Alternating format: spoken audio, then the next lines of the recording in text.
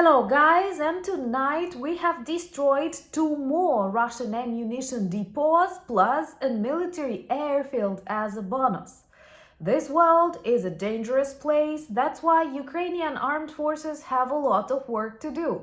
And tonight we have destroyed not just Russian missiles and systems, but also the supplies carefully provided by the Northern Korean regime to Putin. This is great because, first of all, it helps us to demilitarize Russia, but also to demilitarize other dangerous regimes.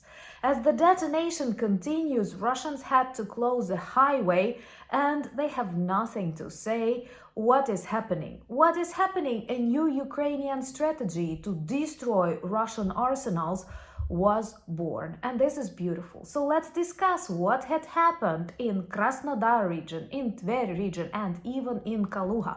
There is going to be a long and interesting geography lesson where we will discover more about Russian locations where military warehouses and airfields were destroyed. My name is Anna, I'm from Ukraine, I'm in Ukraine, and honestly I'm very proud that we are able to work so well with very limited resources. If you want to see more of Russian arsenals explode and the collapse of the Federation, subscribe. We will discuss that on the channel sometime soon.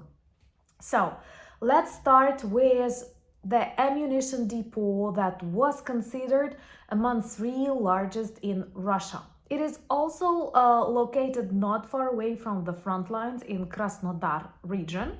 And yesterday, or actually tonight, 2,000 tons of various explosives were destroyed there after the successful work of probably Ukrainian drones, because more and more people say these might be Palyanytsia. You know, Palyanytsia is a Ukrainian drone missile that we were developing, and President Zelensky announced its creation on the day of independence of Ukraine. Whatever is working, and even if it's just Russian smoking, I don't mind. The results are more important. So, this arsenal was located close to a settlement Tikhoretsk in Krasnodar region. It is one of 3 largest Russian ammunition depots, and it was full of explosives because, oh my God, I'm sure the satellites in space are already tired of making photos of these huge fireworks all around the Russian Federation. What is interesting, most likely this arsenal near Tikhoretsk was the one that accepted the majority of the North Korean missiles provided by Kim Jong-un to Putin after his pathetic visit to this totally isolated country. You know, without the help from China, without the help from North Korea and Iran, Russia would not be able to continue this war. And by destroying the supplies, we actually demonstrate that Russia is so vulnerable, Russia is so badly prepared that it cannot protect even the supplies provided by others to it. Hopefully this will demotivate other dictators to make friendship with the Kremlin goblin. 2,000 tons exploded just during hours, coloring Russian sky in all the possible colors, and most importantly destroying these evil missiles that otherwise would destroy Ukrainian houses, schools, and even, you might have noticed, this awful war crime nursery homes like in Sumy. So this happened in Krasnodar, Tikhoretsk, with the supply of North Korean and Russian missiles and other explosives. And this is already an epidemic among Russian arsenals. The one in Toropets has just stopped detonating, and 2 more tonight. Subscribe to see Russia demilitarized, and share the videos on your social platforms because, oh my God, unfortunately, same as they have lots of supplies and support from other evil regimes, they also have lots of vloggers, lots of propaganda TV channels to distort our reality with Russian fakes. So tonight, -1 in Krasnodar, Tikhoretsk, and -1 in Tver. You see, Tver seems to be very popular among Russian arsenals because the one in Tikhoretsk where actually 30,000 tons exploded. Guys, 30,000 tons of explosives exploded. It's only possible in Russia. So here it happened also tonight. What I love in both cases, first, Ukrainian drones or other angry birds neutralize radio location stations so that they cannot stop drones, and then drones continue doing the job. This is beautiful. I'm honestly very proud of our strategy with all these limited resources. So another arsenal targeted in Tver is near a settlement Oktyabrski, perhaps named after the revolution, communist revolution. Yes, they still keep that heritage. And the detonation continues even as I record this video, which is beautiful. Keep liking it because that helps more and more Russian missiles to detonate while still on the Russian side. And they had to close an international or previously international highway, Baltia M9. You can guess that was connecting Russia to the Baltic countries. And what I love about this desperate Russian local authorities, Russian journalists, and absent Russian society, just population, they do not explain why. They simply say, the highway is closed because of an extraordinary situation, and this extraordinary situation is the destruction of their ammunition depot, and more to come, because this is indeed a very good strategy that helps to demilitarize Russia and to weaken its military potential. And it's not just for us to, I don't know, demonstrate the strengths and save Ukrainians. It is to make the world a safer place. In this Oktyabrski depot, ammunition depot in Tver region, they even had a secret railroad that is not on the map, but according to the intelligence sources, most likely this railroad was also used for the supply of North Korean missiles. You know, they can bring them by land, making it less visible.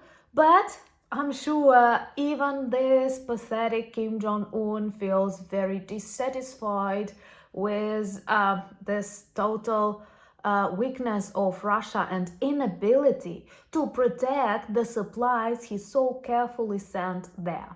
Well, I'm sure the majority of those other evil authoritarian regimes have already understood Russia is losing, and they just think what to do with this situation. Should they continue baking it up or simply absorb the leftovers? Don't be afraid of the collapse of the Russian Federation because it has already started, and actually you have no influence on that. You have to accept that, and we have to think together how to make this process safe and healthy. And just like the collapse of the Soviet Union, you know, many people were afraid of that, and in reality it did not go bad. I will connect a video about the potential collapse and dissolution of Russia that we have on the channel, and I greatly advise you to watch it if you haven't yet. And as a beautiful bonus of tonight's attack, Russians counted more than 100 of Ukrainian drones, and I'm so proud that we also supplied drones to the Ukrainian armed forces that later used them for various special military operations, maybe one of this too. So they sent drones to a military airfield in Kaluga region. We rarely travel there with our geography lessons, but hopefully more to come. And a military airfield in Shaikovka or something like that. Yes, Shaikovka, I have put down the name, was destroyed. And this is a military airfield where Russian Tu-22 bombers are located, and hopefully some of them won't be able to terrorize the world anymore. Honestly, guys, in times when our partners are still hesitant of allowing Ukraine to strike back, this indecisiveness that I cannot understand, maybe you can explain it to me in the comments below. Why do you think we still do not have this permission? We invent our ways to defend Ukraine and to defend the world, because believe me, Russia, Iran, North Korea, they don't plan anything good for you too. It's not just Ukraine. It is a war between the people who value freedom, who value choice, who love changes in their politics, who want to travel, who want to be different, and those who simply obey their dictators, who do not want to make any decisions or take any responsibilities, and that's bad for everyone, including the planet. And that is why the sooner we defeat them, only total military defeat, the destruction of Russia's military potential, is the way to end this war. And we are working on that with limited Ukrainian resources and unlimited Ukrainian desire to finally end this war that lasts, in our case, for hundreds of years. No, it was not NATO provoked. We remember lots of war crimes that Russians committed against Ukrainian people during the 20th century, 19th century, and even 18th century. Once again, trust me, I know our history.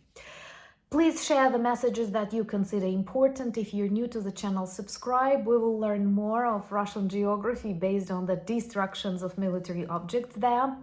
Thank you for buying me coffees, becoming my patrons and sponsors of the channel. It's an honor to have you in my life and to be able to work more. Join me on X, Threads, Discord, and Instagram. I share more of my everyday life on the social media, and the links are in that description of this video. Also, we have a beautiful merch shop with lots of items that work well as reminders and conversation starters about Ukraine, and lots of good hoodies and sweatshirts for the autumn that is coming to our not to all of our cities and countries, because I know I have people in different corners of the world. It makes me very, very happy. But those of you who are starting to feel colder in autumn mornings, check the merch shop. The link is also in that description. But most importantly, thank you for your continued support. Thank you for the things that you do. Thank you for the words that you have to persuade those who doubt, and to finally persuade those who doubt to let Ukraine strike back. Slava Ukraini!